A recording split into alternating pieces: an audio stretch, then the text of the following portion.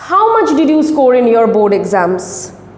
Isn't this the most dreaded question that we have faced from the unknown relatives?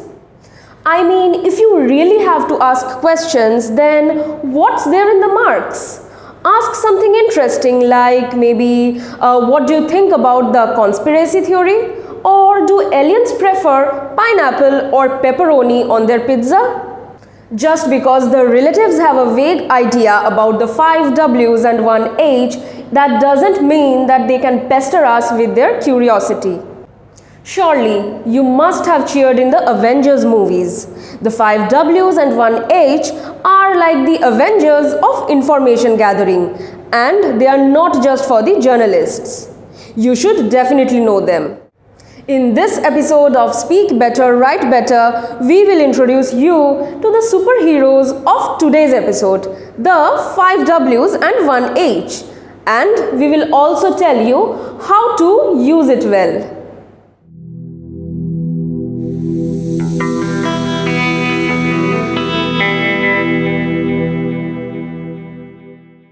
So this time when we say Avengers!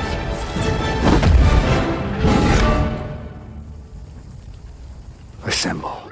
First up is what? Always curious, constantly itching to explore and discover new things. When is obsessed with time, a real clock watcher who wants to know when everything happened. Who is known for her love of gossip. She is the neighborhood detective. Where is a globetrotter, always jet-setting and eager to find out about different places. Why is like a curious kid with endless questions, and how is a bit of a mad scientist, inventing contraptions to figure out how things work. Together, they are the WH gang. They help us gather more information and dig deeper into conversations. By using these tiny but mighty words in our speech, we can make our communication more effective.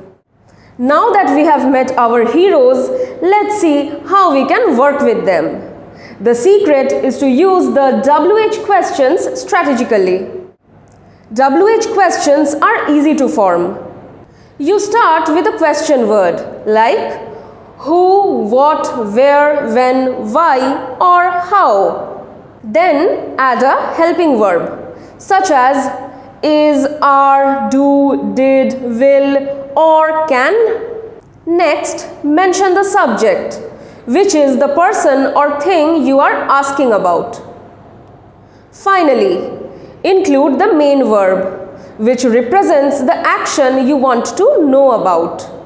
Remember to use rising intonation when speaking or a question mark when writing to indicate it's a question. Now we will see these steps in action with an example. Let's consider my relative's question here. They asked me, how much did you score in your board exams?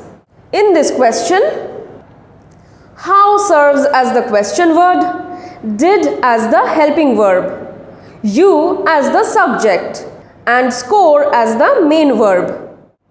Using the WH words to make questions can help you to steer any conversation in a more engaging direction, uncover fascinating stories, and understand the world around you better.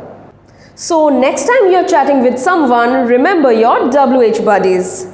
That's it for today's episode of Speak Better, Write Better. Until next time, keep your questions creative and your conversations charming.